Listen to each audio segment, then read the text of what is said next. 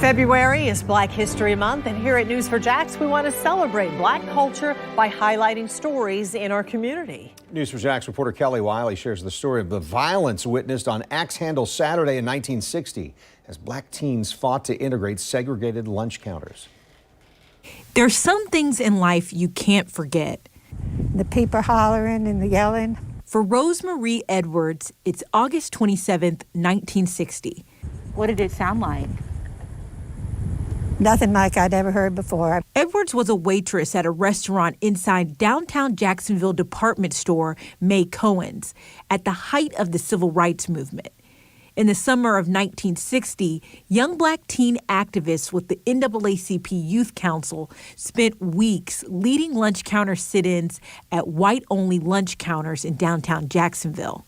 On August 27th, cameras rolled as a group of white men attacked Black demonstrators, like 16-year-old NAACP Youth Council President Rodney Hurst, and even Black bystanders passing through downtown. You could see that they were swinging at everything that looked Black. It was horrible what was going on.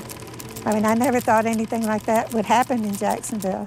We turned the news on that night, and we couldn't find anything about it on the news.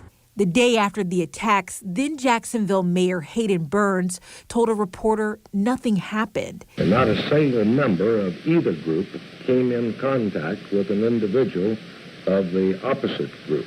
But national publication Life magazine had already published photo proof of the violence that happened that day. A photo of high school junior Charlie Griffin, blood-stained with a gash above his eye. It was a false narrative, and the photo puts the lie to that.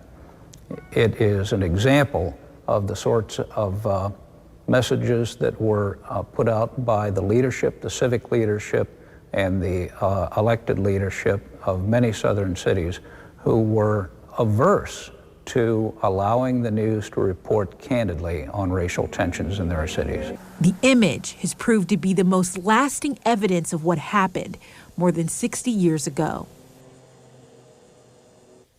We have an entire page dedicated to Black History Month on our website, News4JAX, and there you're going to find more stories on local Black history, ways we're celebrating Black culture, and all the stories you may have missed from our continuing coverage so far.